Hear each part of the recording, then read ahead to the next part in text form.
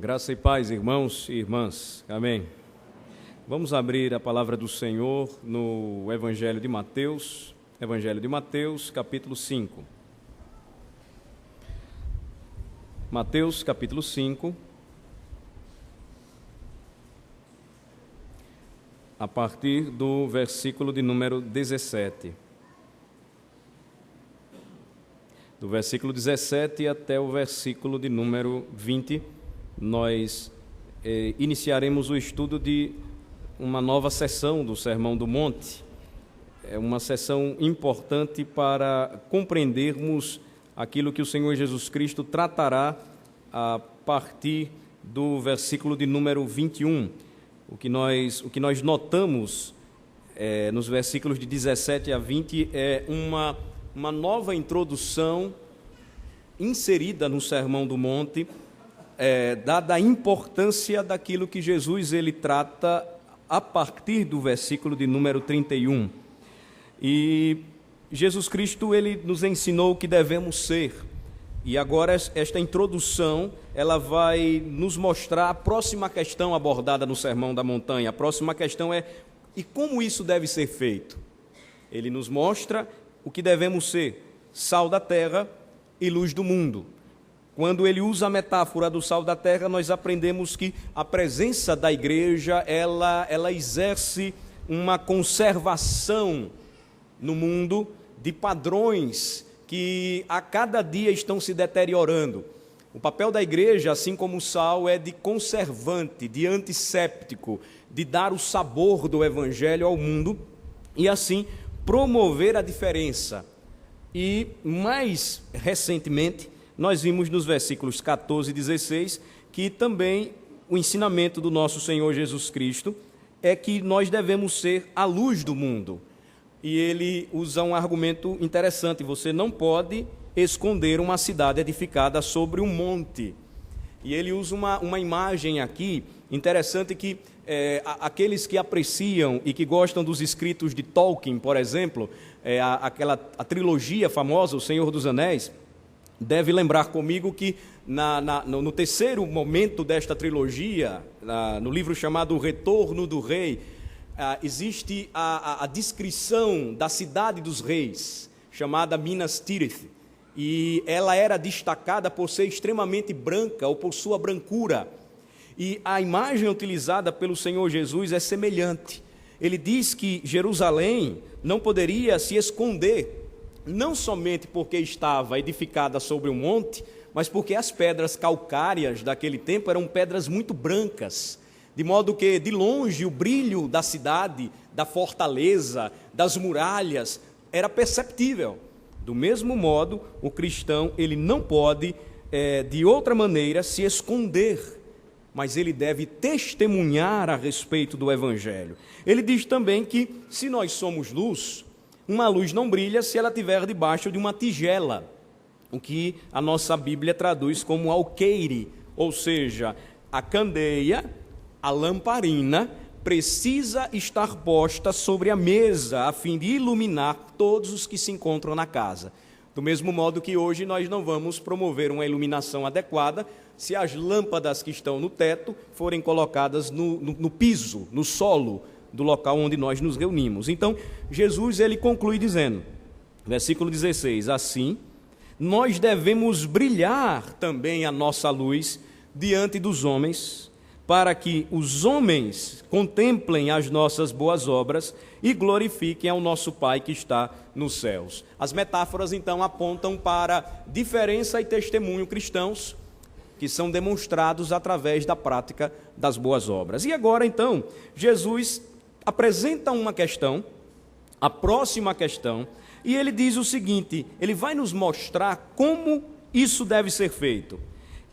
Este assunto é o assunto preciso com o qual nós nos deparamos nos versículos 17 a 20, e em poucas palavras nós vamos perceber que a resposta encontrada aqui pode ser: Jesus está nos chamando a vivermos vidas retas, e uma vida reta, segundo os padrões do reino de Cristo, resume toda a vida cristã. Então, eu convido os irmãos a lerem comigo versículos de 17 a 20, esta nova parte, esta nova fase do nosso estudo no Evangelho de Mateus. Vamos lá.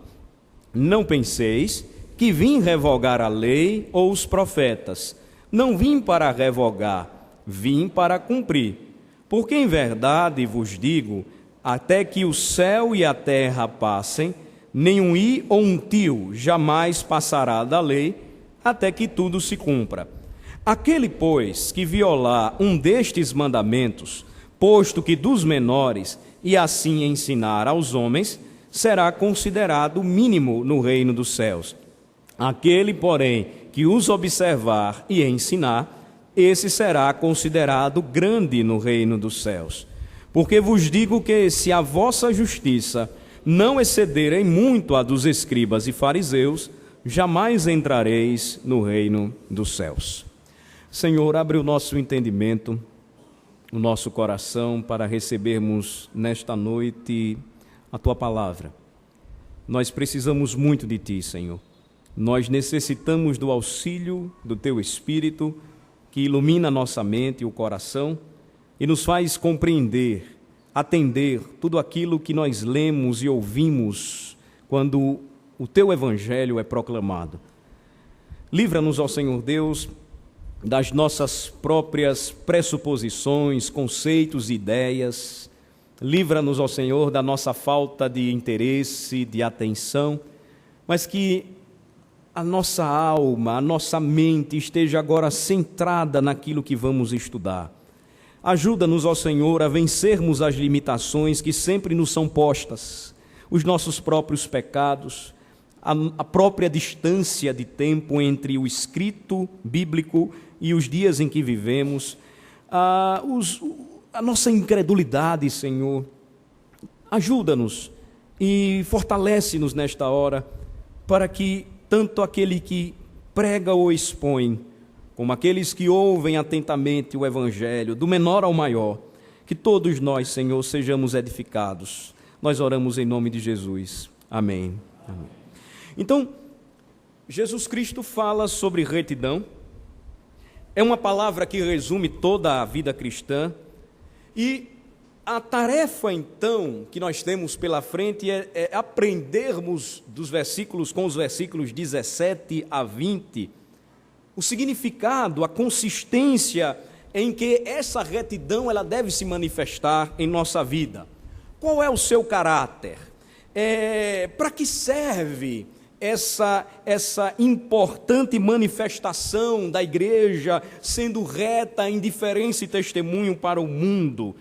Então nós vemos aqui que o Senhor Jesus ele introduz a questão toda, inteira, da retidão e da vida reta, que devem caracterizar a vida do crente em Cristo, e ele faz isso de maneira muito clara, direta, específica, estabelecendo 2 pontos principais. Com esses 2 pontos principais, nós vamos então procurar compreender a mensagem desta passagem aqui, desta seção, deste parágrafo do capítulo 5. Então, o primeiro ponto estabelecido pelo Senhor, que ocupa os versículos 17 e 18, é aquele onde ele afirma que tudo quanto ensinaria dali por diante, ou seja, a partir desta introdução, quando ele prossegue o seu sermão, ele estabelece em primeiro lugar que tudo quanto ensinaria dali por diante estava em absoluta harmonia com o inteiro ensino das Escrituras do Antigo Testamento. Em seu ensino, Jesus afirma, nada existiria que pudesse contradizer aquelas Escrituras. É importante notarmos isso, irmãos, a Bíblia que Jesus usou, a Bíblia com a qual Jesus ensinou, pregou, proclamou o Evangelho do Reino, são as Escrituras do Antigo Testamento, ou foram as Escrituras do Antigo Testamento. Ele não tomou nada diferente daquilo que estava já escrito, relatado. De modo que quando nós olhamos para o versículo 17, como é que ele começa? Vamos olhar novamente e vamos ler juntos. Versículo 17. Por que, em primeiro lugar, ele estabelece isso? Vamos ler o versículo 17. Não penseis que vim revogar a lei ou os profetas. Não vim para revogar, vim para cumprir. Por que Jesus? Porque Jesus, ele diz isto aqui. É interessante nós focarmos um pouco, refletirmos um pouco sobre este versículo 17. Vamos tentar voltar ao tempo, nos dias de Jesus. Os religiosos de seu tempo, frequentemente mencionados e contraditados por ele, são os escribas e fariseus, que nós vamos perceber no versículo 20. Os escribas representavam os estudiosos do Antigo Testamento e os expositores do Antigo Testamento nos dias de Jesus. Já os fariseus, aquele segmento ou seita religiosa do judaísmo de seu tempo, que afirmava para os homens serem eles os verdadeiros e reais cumpridores dessa lei. Então, vejam só, Jesus, ele começa a ensinar e a pregar em um tempo em que homens eram preparados e separados, eles estudavam para ensinar e pregar, e outros cresciam em uma linhagem religiosa, assim como o apóstolo Paulo, que afirmava ser a mais perfeita no cumprimento, na obediência e na observância da lei de Deus. Então, os homens começam a ouvir Jesus pregar. E eu não vou adiantar aqui, mas quando nós começamos a perceber isto a partir do versículo 21, Jesus, ele não somente apresenta os aspectos positivos do Evangelho em seu ensino, mas ele também começa a revelar aspectos negativos, dissonantes, da parte daqueles que afirmavam viver a lei, mas não a observavam como deveria ser. Então, observem, Jesus começa a ensinar, Jesus começa a pregar, Jesus não passa por nenhuma escola, por nenhum seminário, por nenhum treinamento, levantado pelo Pai, e os homens começam a se questionar: quem é este? Ele não é o Nazareno, filho do carpinteiro? Que ensino é esse que ele está trazendo? Ensino espantoso. Uma parábola como a do filho pródigo é extremamente intrigante. Uma parábola como a do bom samaritano é extremamente impactante. Que homem é esse? Ele não passou pelas nossas escolas, mas os homens, o povo, a gente o reconhece como um verdadeiro mestre, rabi. Percebam que Jesus Cristo, então, antes de dar prosseguimento ao seu sermão, ele precisa deixar bem claro que tudo quanto ensinava estava em absoluta harmonia com o ensino total, inteiro das Escrituras do Antigo Testamento. De modo que ele diz: não pensem que eu vim revogar. Em outras palavras, não pensem que eu vim, literalmente falando, o verbo traz essa ideia, derrubar a lei e os profetas. Eu não vim para fazer isso, mas eu vim para cumprir. E aí, quando nós caminhamos, nós precisamos entender o que Jesus Cristo queria dizer por lei. Olhem novamente comigo para o versículo 17. Existem 3 expressões aqui significativas que nós precisamos entender para prosseguir o nosso estudo nesta noite: a lei, os profetas e o significado do verbo cumprir. Então, primeiramente, o que nós devemos entender por a lei referida por Jesus no versículo 17. Jesus está se referindo aqui à lei de Deus em sua inteireza. A lei conforme foi entregue aos filhos de Israel. E esta lei, ela consistia em 3 porções. A fé reformada chama de 3 usos, ou uso tríplice.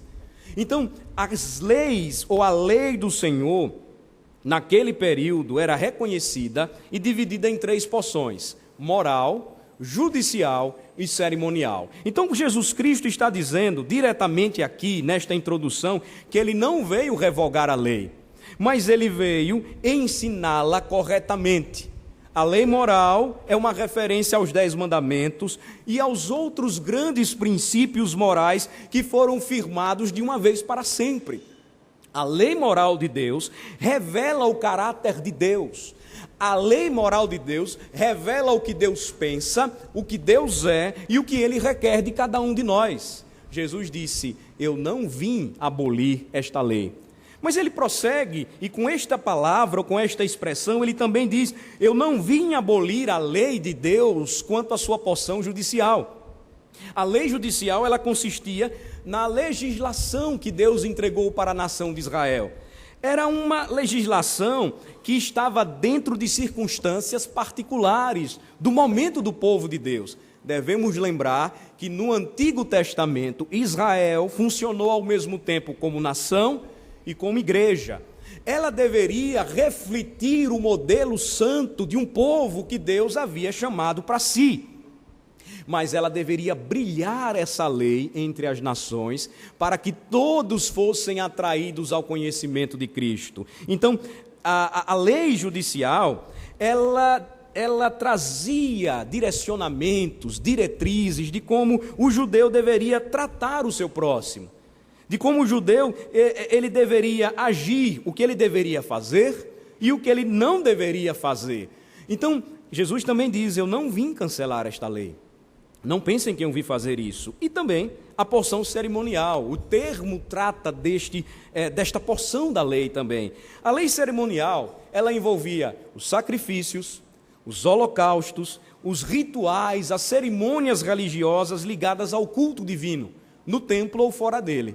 Então, de uma maneira mais extensiva, Jesus disse para os seus discípulos, para os seus ouvintes, para os escribas e fariseus que ali estavam ouvindo: eu não vim trazer nada novo, eu não vim revogar coisa alguma, mas eu vim mostrar para vocês a interpretação correta desta lei. Judicialmente falando, Jesus não caiu em nenhum momento, ele não transgrediu nenhum mandamento. Cerimonialmente falando, ele vem, se submete às cerimônias estabelecidas por Deus e ao mesmo tempo é o cumprimento de todas elas.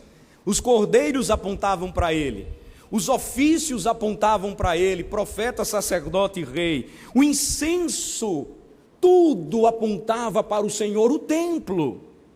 Jesus então diz: eu não vim abolir estas coisas, porém eu vim cumpri-las, e por isso eu estou ensinando para vocês isto. De modo que, quando nós olhamos para a expressão a lei, nós precisamos entender o seu significado e precisamos entender como ainda hoje esta palavra ela funciona para nós. Mas nós vamos ver daqui a pouco tudo isso. Outro termo aqui importante que nós precisamos destacar é o termo os profetas. Olhem novamente comigo para o versículo 17. Não pensem que vim revogar a lei ou os profetas. Esta expressão aqui, ela aponta para tudo quanto o povo poderia encontrar nos escritos proféticos do Antigo Testamento. O que Jesus está dizendo aqui é: eu não vim abolir tudo aquilo que os profetas ensinaram, pregaram, receberam de Deus, transmitiram para o povo. Eu não vim aqui negar que todas as advertências dadas pelos profetas, que constam nos escritos proféticos, agora não servem para nada. Mas eu vim lembrar a vocês que o estado das coisas que vocês estão experimentando em seus dias, o pecado, o distanciamento, o legalismo, o tradicionalismo que está afastando vocês de Deus, é fruto da não interpretação ou da interpretação errada do que vem a ser os profetas. Jesus também disse que não veio revogar aquilo que Deus entregou para o ministério dos profetas, e que eles anunciaram a chegada do Messias, o seu aparecimento. Jesus então diz: não vim revogar a lei, não vim revogar os profetas, e aí o verbo cumprir fecha tudo. Versículo 17 mais uma vez, olhem comigo. Eu não vim para revogar a lei, não pensem que vim para revogar a lei, ou os profetas, não vim para revogar, vim para cumprir. Finalmente, Jesus então, ele afirmou que literalmente sua missão era prestar plena obediência, cumprir perfeitamente a lei. atender perfeita e completamente em obediência ao Pai todas as exigências moral, judicial e cerimonial. Ele veio como legislador trazer a verdadeira interpretação e ensinamento da lei de Deus e, ao mesmo tempo, em outras palavras, dizer o seguinte: eu vim também mostrar a vocês como é que faz, ou como é que se faz, a maneira correta de se cumprir tudo aquilo que Deus estabeleceu. Agora, quando nós olhamos para o versículo 18, justamente com base nessa palavra, nesse verbo cumprir, é que Jesus então ele nos leva para o versículo 18 e ele diz o quê? Vamos ler juntos? Porque em verdade vos digo, até que o céu e a terra passem, nem um i ou um tio jamais passará da lei até que tudo se cumpra. Aqui nós encontramos um termo que ele vai ocorrer bastante no Evangelho de Mateus, quando Jesus, com a autoridade que possuía como mestre, como verdadeiro legislador e intérprete da lei, ele utilizou a expressão amém. Literalmente aqui, onde nós temos, porque em verdade vos digo, Jesus começava dizendo solenemente amém. Amém sempre apontava para uma palavra digna de confiança, uma palavra certa, uma palavra segura. Usando o termo aramaico, nós vamos perceber que o evangelista João, o apóstolo João, ele gostava de colocar a expressão utilizada por Jesus, amém e amém, ou em verdade vos digo. Ou seja, o que eu estou falando para vocês agora é uma palavra de peso, é uma palavra verdadeira, é uma palavra plena de confiança. E que palavra é esta? Aqui especificamente, até que o céu e a terra passem, nem um i ou um tio jamais passará da lei até que tudo se cumpra. Jesus ele tomou primeiro uma palavra que significa para nós, latinos, na língua portuguesa, de origem latina, a letra I. Na língua hebraica seria o iud, ou na língua grega o iota, que era um I, tinha um significado do I, era uma pequenina letra. Se numa leitura rápida não fosse percebida, de tão pequena que era, poderia trazer uma diferente interpretação num texto.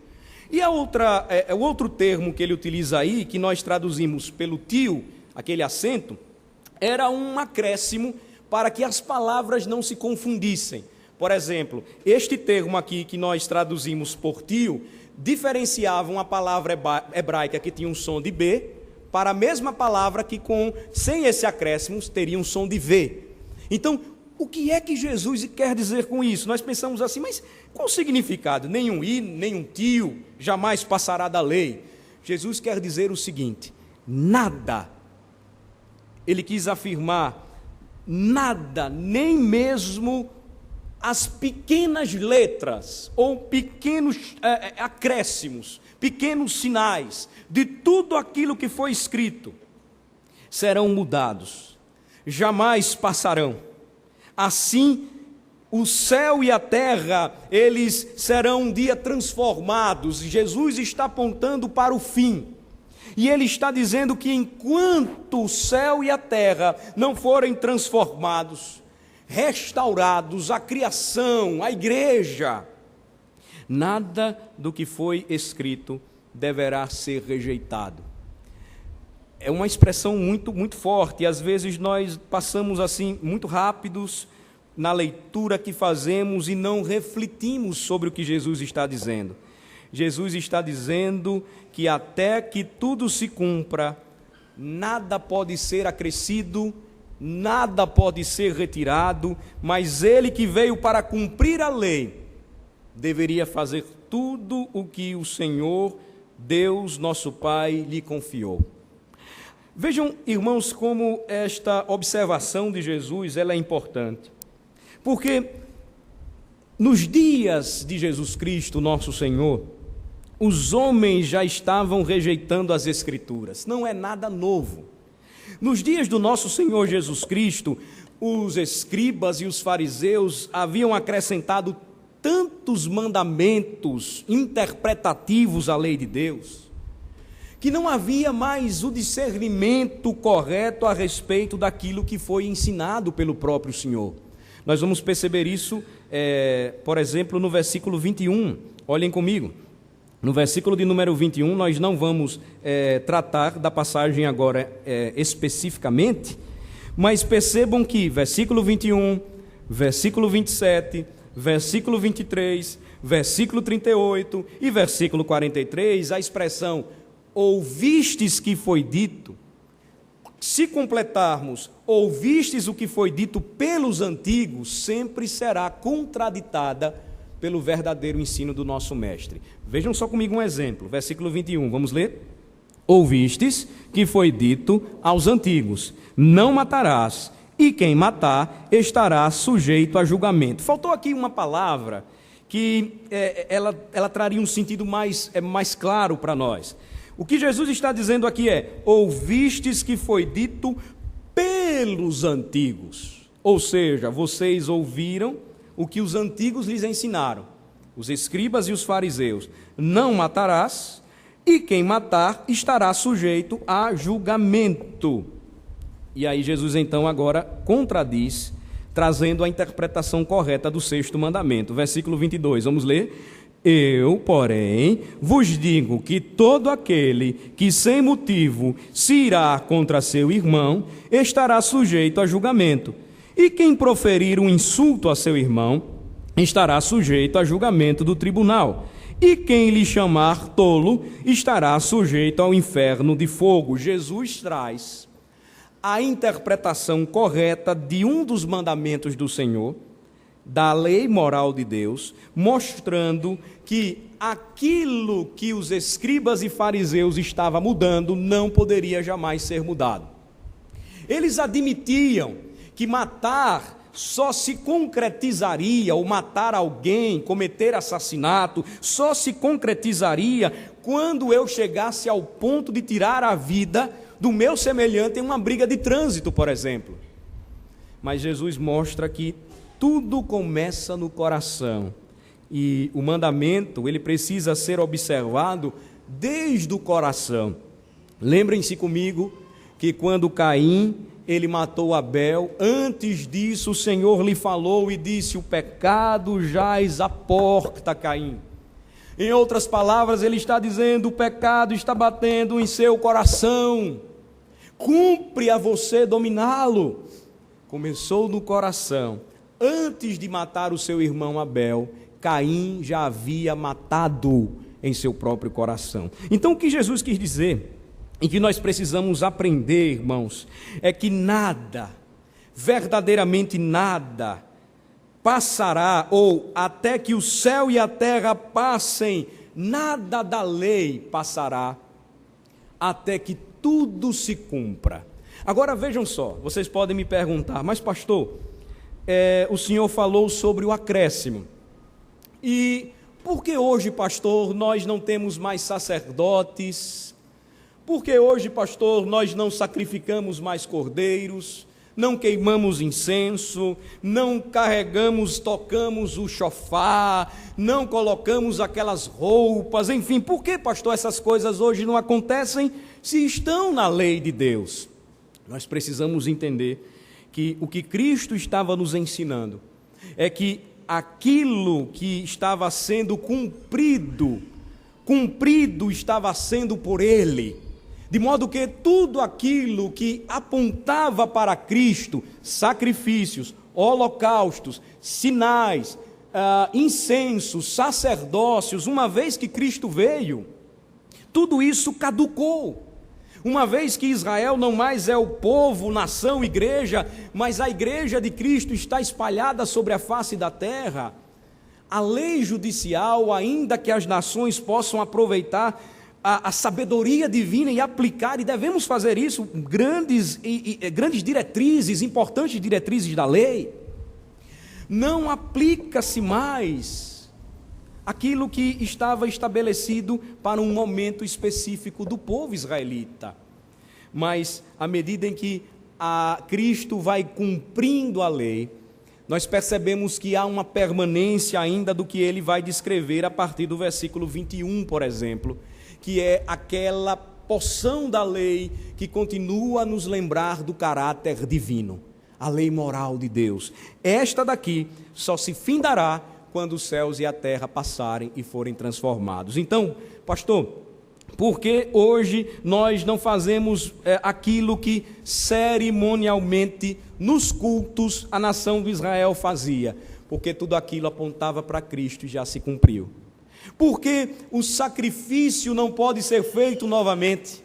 E a igreja romana, ela blasfema contra o nome de Cristo quando todas as vezes, em todas as missas, o sacerdote afirma que está sacrificando a Cristo mais uma vez sem sangue.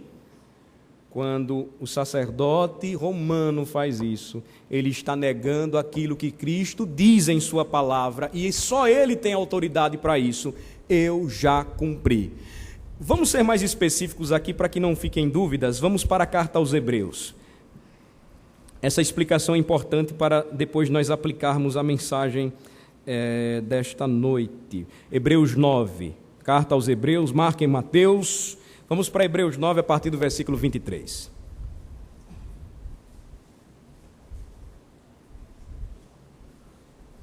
Essa parte ela exige um pouco mais da nossa reflexão, mas, irmãos, é extremamente importante para evitarmos os extremos.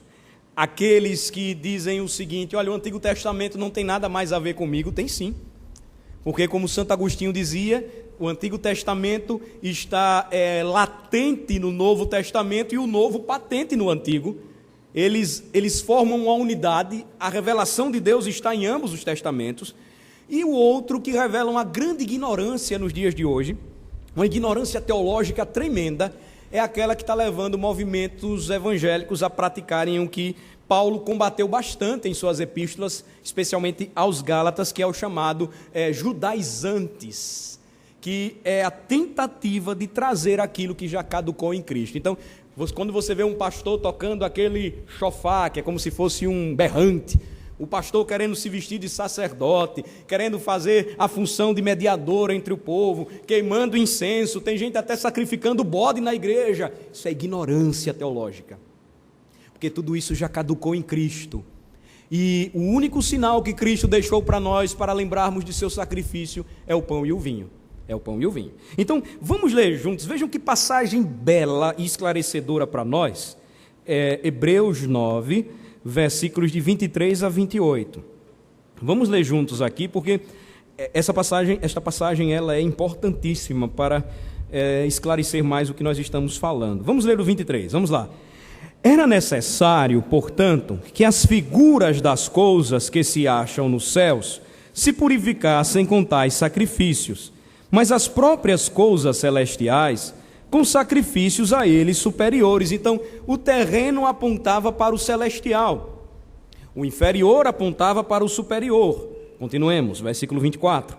Porque Cristo não entrou em santuário feito por mãos, figura do verdadeiro, porém no mesmo céu, para comparecer agora por nós diante de Deus. Então, a figura do sacerdote, quando cumpria a lei cerimonial, que Cristo diz, eu não vim revogar, era aquela figura que apontava para o verdadeiro Cordeiro de Deus. Por isso que quando João Batista ele viu Jesus passar, a ideia era muito clara, porque constantemente, desde pequenino, João Batista lembrava que aquele cordeiro simbolizava o substituto que morria em seu lugar. E quando ele vê o Messias prometido e ele entende as profecias, como por exemplo Isaías 53, ele não falou outra coisa senão: eis o Cordeiro de Deus que tira o pecado do mundo. Então, a figura apontava para o verdadeiro, mas quando o verdadeiro chega, o que é que acontece? Vamos ler o versículo 25. Nem ainda para se oferecer a si mesmo muitas vezes, como sumo sacerdote, cada ano entra no Santo dos Santos com o sangue alheio. Ora, Neste caso, seria necessário que ele tivesse sofrido muitas vezes desde a fundação do mundo. Agora, porém, ao se cumprirem os tempos, se manifestou uma vez por todas para aniquilar pelo sacrifício de si mesmo o pecado. Roma pode afirmar que a Eucaristia é o sacrifício de Cristo sem sangue. Mas devemos definir se vamos ficar com a Bíblia ou se vamos ficar com um dogma da Igreja de Roma. Porque o que o Senhor nos diz na palavra é que Cristo se ofereceu apenas uma vez. De uma vez por todas ele se manifestou para aniquilar pelo seu próprio sacrifício o pecado. Versículo 27. E assim, como aos homens está ordenado morrerem uma só vez, vindo depois disso o juízo, vejam só, assim também Cristo, tendo se oferecido uma vez para sempre para tirar os pecados de muitos, aparecerá a segunda vez, sem pecado, aos que o aguardam para a salvação. Aqui nós temos respostas rápidas, por exemplo, para aqueles que acreditam que os homens podem morrer mais de uma vez. Reencarnação. O dogma da reencarnação, que afirma que o homem pode nascer e morrer novamente, encarnar em outra pessoa, cai por terra se nós cremos que a Bíblia é a palavra de Deus. E a Bíblia diz que aos homens está ordenado por Deus morrerem uma só vez, vindo depois disso o juízo. E do mesmo modo, o versículo 28 nos diz que Cristo também se ofereceu apenas uma vez por todas, para tirar os pecados de muitos, ou seja, não de todos, mas dos que creem em seu nome. Ele então aparecerá a segunda vez, sem pecado, porque ele jamais pecou, aos que o aguardam para a salvação. Quando é que isso vai acontecer? Quando os céus e a terra passarem. Enquanto isto não acontecer, o cumprimento das profecias que já culminaram em Cristo são reais para nós, e o aguardar de uma nova vida eterna com Cristo é uma expectação que possuímos. Enquanto isso, nós devemos viver os valores do reino dos céus. Por isso que Jesus Cristo, ele conclui, vamos voltar para Mateus capítulo 5, dizendo que, em segundo lugar, que a sua doutrina estava em perfeita harmonia com os escritos do Antigo Testamento, mas estava em total dissonância com os ensinos dos escribas e fariseus, e ele então os contradiz frontalmente. Vamos ler os versículos 19 e 20, vamos ler?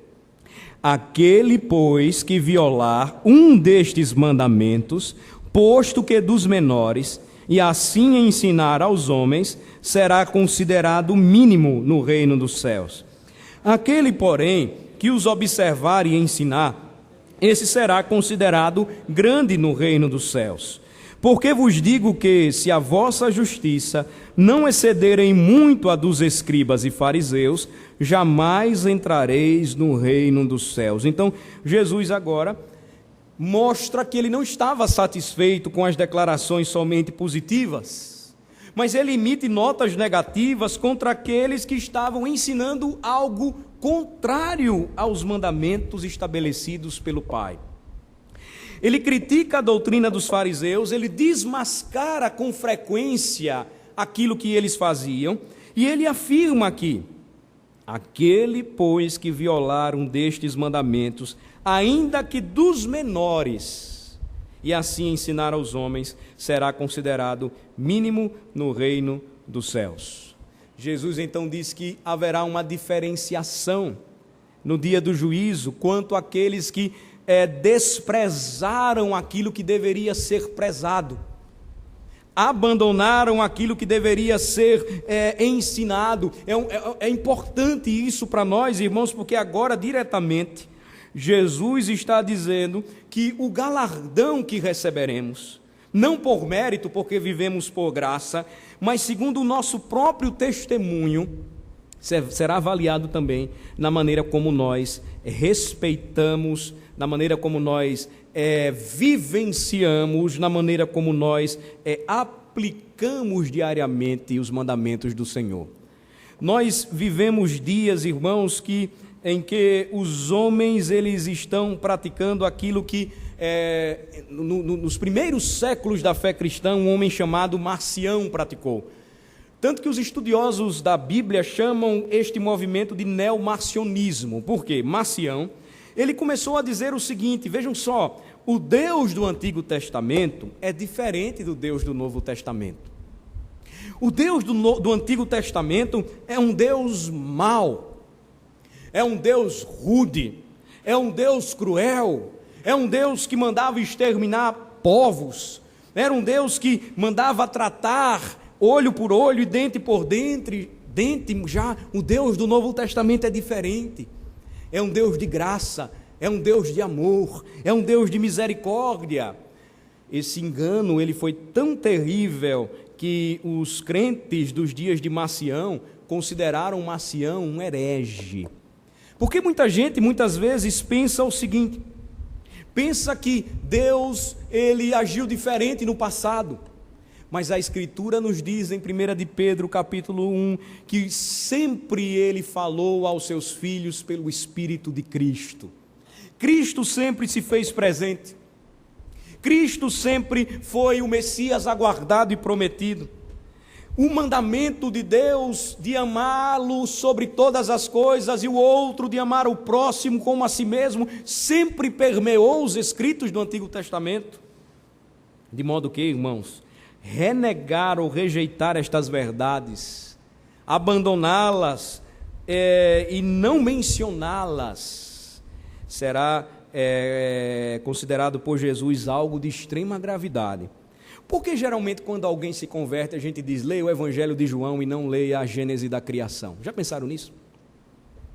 Porque o esqueleto do Evangelho está em Gênesis de 1 a 3. Mas porque geralmente quando nós procuramos algo para distribuir, nós queremos só o Novo Testamento e não a Bíblia toda? É a influência muito antiga de um movimento que tendia a acreditar que o Antigo Testamento não tem muito valor para nós. Mas, irmãos, foi a Bíblia que Jesus utilizou. Foi a Bíblia que ainda é a parte importante da Bíblia que ainda hoje nós temos para entender a graça de Deus revelada em Cristo Jesus. De modo que, quando o Senhor fala, por exemplo, a respeito da justiça, Ele vai nos remeter ao Antigo Testamento, lembrando que lá Ele mesmo estabeleceu verdades importantes, como, por exemplo, para manter os povos, as plantações deveriam ser colhidas e o que caía não deveria ser pego, para que o estrangeiro e o desamparado pudesse comer. Isso não tem nada a ver com Bolsa Família, Vale Gás. É o Evangelho no Antigo Testamento. Então, irmãos, para concluirmos, o versículo 20 nos diz o seguinte, nos diz que o Senhor Jesus Cristo, mais uma vez, afirma que o que nós devemos ser e a maneira como nós devemos aplicar os valores do reino deve ser superior àquela justiça que os fariseus e os escribas tanto acreditavam. Vejam, versículo 20, Jesus dizendo, porque vos digo que se a vossa justiça não exceder em muito a dos escribas e fariseus, jamais entrareis no reino dos céus. Aí nós começamos a refletir e a nos questionar como é que nós podemos entender esse dito de Jesus. Eu acredito que uma ilustração importante para nós concluirmos a mensagem desta noite está na parábola do fariseu e do publicano. Vamos para Lucas 18, a partir do versículo 9.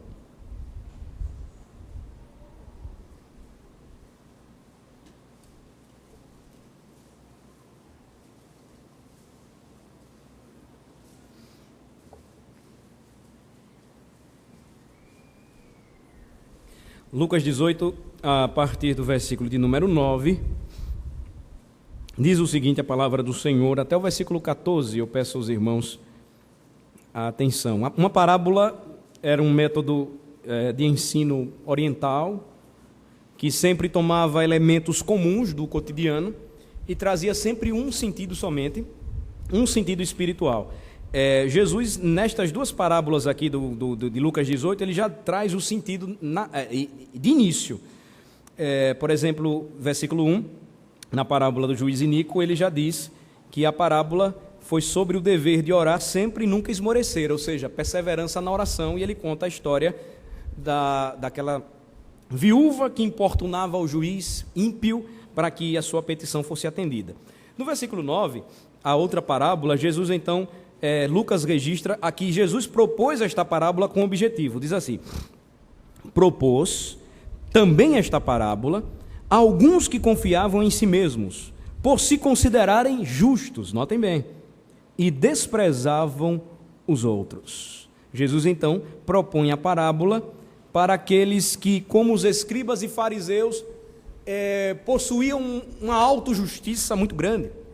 E a autojustiça do homem tende a levá-lo sempre a desprezar o próximo.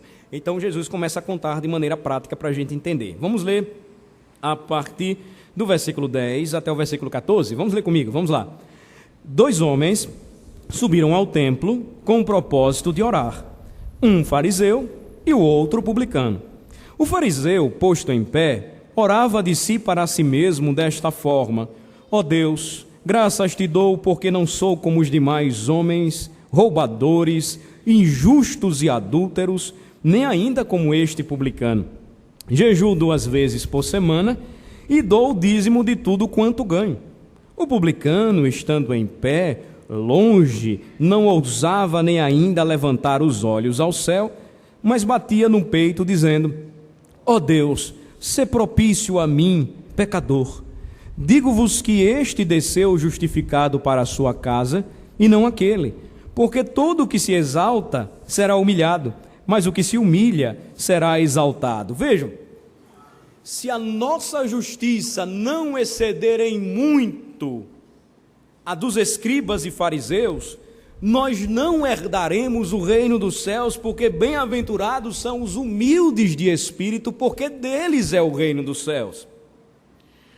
A confiança que nós temos em nós mesmos, porque nós nos consideramos muito justos, não é diferente da justiça deste fariseu descrito na parábola. Porque, por vezes, irmãos, a nossa oração, ela é para a gente, ou é para nós mesmos, oramos de si para si mesmo. Porque, assim como o fariseu, muitas vezes a lei de Deus, ela precisa estar bem distante de nós, porque sabemos que pela lei de Deus os nossos pecados e miséria são descortinados. A lei de Deus precisa estar distante de nós, porque Cristo nos ensina, resumidamente, a amar o Senhor sobre todas as coisas, e ao próximo como a nós mesmos, e sabemos que destes dois mandamentos, dependem toda a lei e os profetas.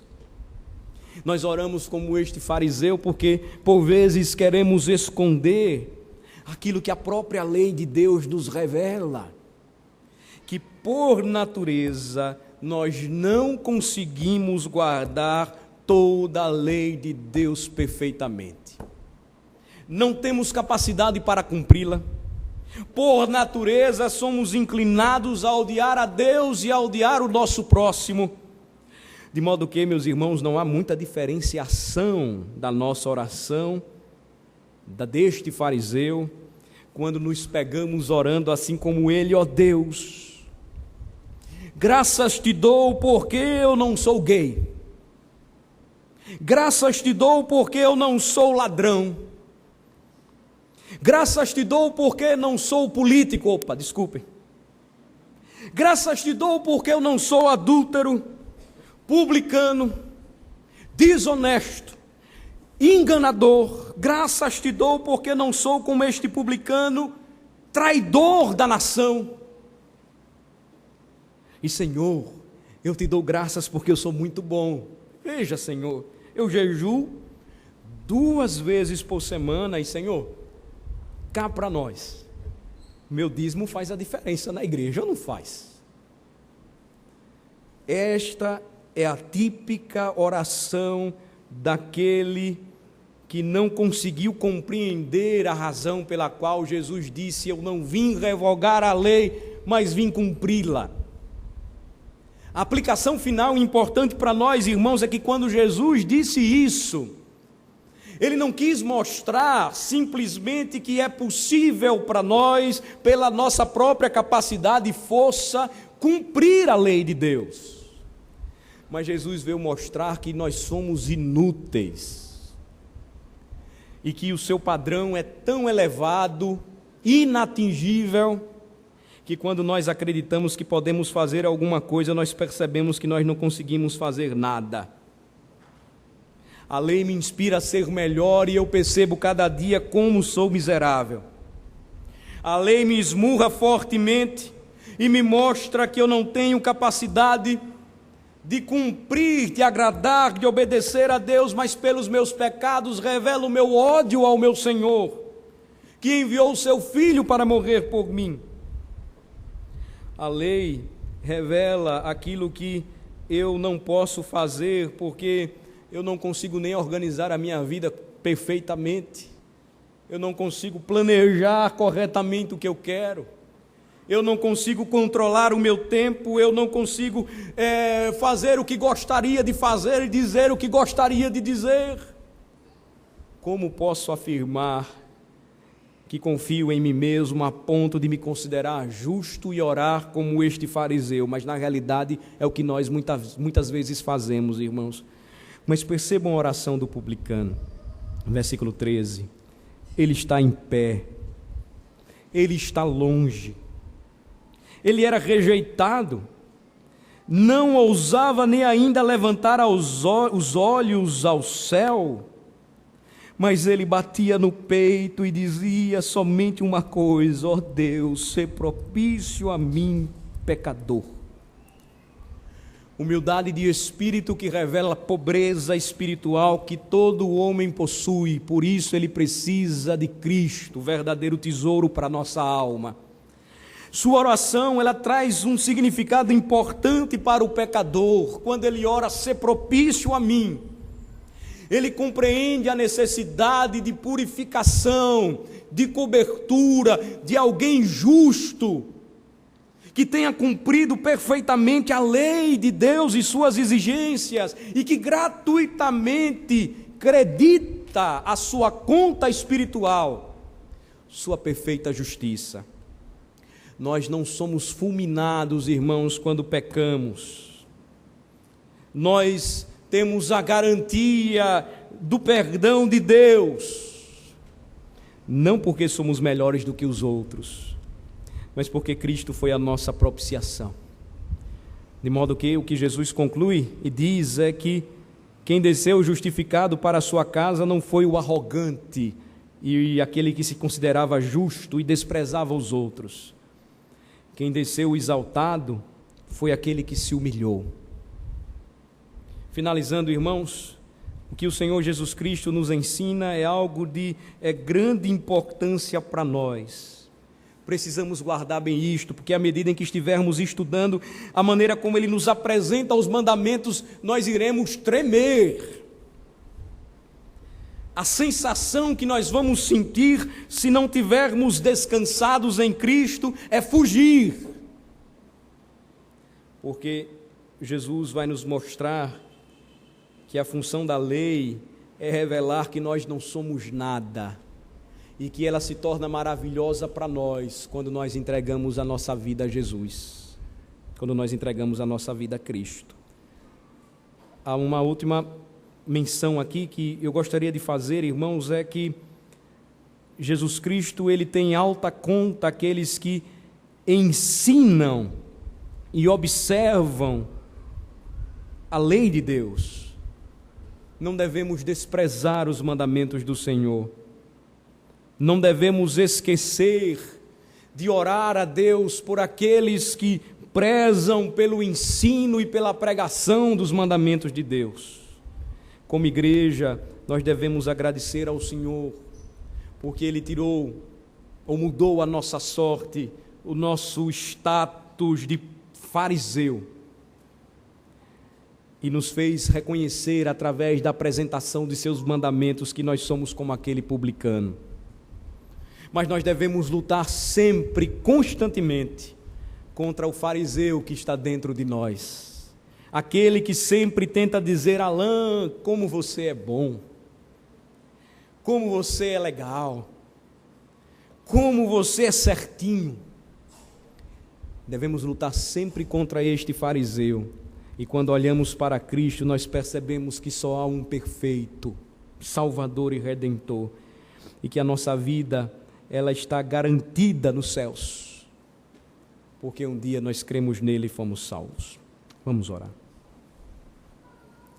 Ó Senhor, nosso Deus e nosso Pai, nós te louvamos por Jesus Cristo, porque Ele venceu, a nossa alma foi liberta, porque Ele não veio revogar, abolir, mas cumprir a lei que nós quebramos. Nós temos a certeza de que Ele é a nossa justiça. Ó Senhor, que a bem-aventurança de sermos humildes, mansos e chorarmos pelos nossos pecados seja a confirmação de que nós reconhecemos o quão dependemos de Jesus. Livra-nos, ó Senhor, da nossa autojustiça e faz-nos humildes de espírito, totalmente dependentes do Senhor.